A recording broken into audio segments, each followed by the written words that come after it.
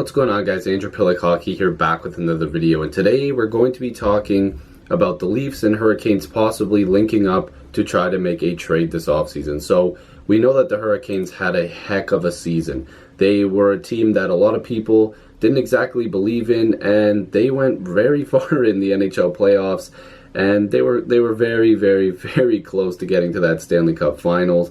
And you know what? This kind of trade would make sense, as they've apparently been talking for quite a long time. When the Nylander stuff was going on, then they moved over to talking about Falk, then they moved on to talking about Brett Pesce, then they were discussing Kapanen. There was a bunch of different things that they were discussing, and again, please do not, a lot of people comment this down below and say, oh, well, this doesn't make sense, this isn't going to happen. Let me just preface by saying this. This is just a trade discussion for fun. This is just talking about stuff that have come from real sources, and we're just talking because it's the off season for both of these teams, and the Stanley Cup Finals are still on when I'm making this video, so watch those. It's a great series. But when it comes to these two teams, it's the off season. So when information comes out, I'm going to make a video on it, and I think that it's fun too anyways, regardless of if this is like some legitimate deep trade rumor. But this is something that kind of makes sense because both teams have been talking for quite some time. Pierre LeBrun brought up the fact that he's wondering if the Hurricanes and Leafs could go back to talking about a trade that would involve Kasperi Kapanen, because apparently they're super interested in him. Of course, his dad played for the Hurricanes before, and maybe adding Nikita Zaitsev in that trade for one of three defensemen: Brett Pesce, Dougie Hamilton, or Justin Falk, after Nikita Zaitsev's signing bonuses paid. And let me just say this right off the bat. I don't think maybe for Falk this trade works, but for Hamilton or Brett Pesce, I don't think that this makes any sense, because both those guys are much better options than Zaitsev, first of all. And I know that they're getting rid of a strength while still getting Zaitsev, who can chew up minutes, to add maybe a weakness, because the Hurricanes can score, but they're going to be losing quite a lot of people if people decide to leave, and maybe some guys won't perform as well. But they've got a lot of cap space. They've got $28 million in cap space. Sebastian Aho is the first guy they're going to have to deal with. They have to sign Brock McGinn as well. He's a great depth player. Justin Williams, their captain, is he going to come back? Greg McKegg played a decent role. He's going to be very cheap, though, of course. Michael Furlan, that's up in the air. He's a UFA, so are they going to bring him back? I don't think so, but we'll have to see there. And then after this season, Justin Falk's going to need a contract. Trevor Van Riemsdyk's going to need a deal after this year. So they're probably looking towards the future a little bit, but they've got a ton of money that they can work with.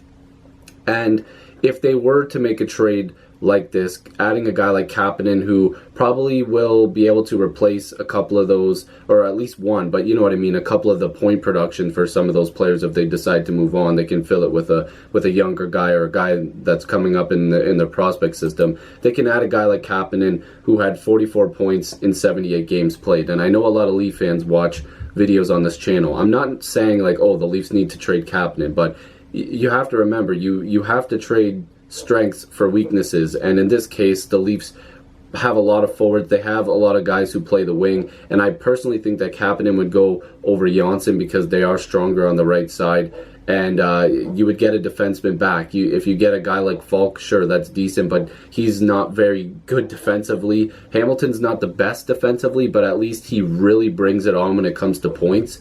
And Brett Pesce is the full package, and this is why I don't believe that a trade like that would make sense. And I know that they could go back and talk about it, but like I said, if it was for Falk, this deal kind of makes sense. They can replace Falk with Zaitsev, who is a little bit cheaper by $300,000. He can still play, penalty kill minutes. He can play a bunch of minutes for them, but he also could be a little bit more sheltered, and maybe he plays a little bit better in their system. And he can maybe have more of an offensive role, whereas, in Toronto, the Leafs wanted him to play a defensive role that he hasn't really done well of. Had to stop there for a second, but yeah, so I was talking about Zaitsev maybe fitting a little bit better in that system, especially for, like I said, that Falk trade. It would make sense, Kapanen and Zaitsev for Falk, I guess, to a certain degree, because if they pay Zaitsev's bonus, the actual dollars go down a little bit for Carolina, but the cap hit still stays at like 4.5. But if it's for a guy like Hamilton or Brett Pesce, I don't see how that trade works for the Hurricanes. You're definitely having to add to that trade. Last year, Hamilton had 39 points in 82 games played. He's a big right-handed shot. He can probably put up more points than he had last season. I mean, 18 of those points were goals. Like, he scores a lot. And, adding a player like that to your team, you're going to have to pay for that. And it's the same thing with Brett Pesce. I mean, 29 points in 73 games played. He's very good defensively. He's good on both ends.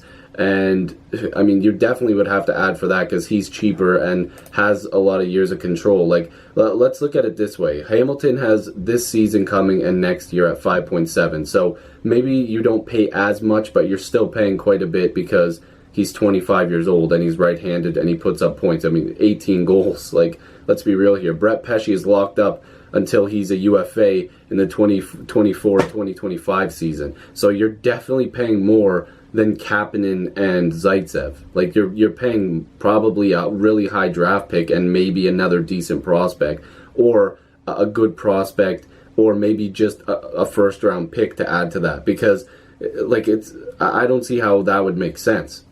With Hamilton, you're probably adding in a prospect or a pick, or maybe a decent pick and a decent prospect. You're definitely adding more to that trade as well. Whereas, like I said, I think Falk would make sense, but I don't think the Leafs are interested in that because he's only got a contract this year and it's a little bit more expensive than Zaitsev. He does bring you points, but I don't think Falk's all that great in the defensive end. I don't think he's that much better. I mean, there's been points where Jake Gardiner has had better defensive numbers than Falk. I think he still does. So I don't think that really makes sense. If Leaf fans are going to say, yeah, that makes sense, well, I mean, look at the advanced numbers. It really doesn't. So if you're getting a guy like Hamilton or Pesce, then it makes a little more sense for the Leafs to go push a little bit more chips in. But this is just a suggestion that Pierre LeBrun was talking about, and I don't think that it's out of left field because they have been talking for a long time. And if we're going to bring up suggestions, Carolina and Toronto apparently have talked a lot. I don't see how this couldn't happen, but there's definitely going to have to be more pieces involved. I would like Kapanen to stay a Leaf, but when you have to get defensemen, and especially right-handed shot defensemen, and the fact that Dermott's going to be hurt to start the season, Muzzin and Riley are probably the only guys that are really locked in besides Calle Rosen, who's on a cheap deal, who's not exactly a top 4 guy. Beyond that, you don't really have much. And Ron Hainsey's still up in the air. I don't want them to sign him. Jake Gardner's likely gone unless they can get rid of more money. But a deal like this kind of makes sense. You have to trade off your strengths for weaknesses, and I think Carolina and the Leafs would both benefit from a trade like this, but it would be tough. There's no way that you're getting Hamilton or Pesce for just Kasperi Kapanen and Zaitsev. Like, that's ridiculous. That doesn't make any sense.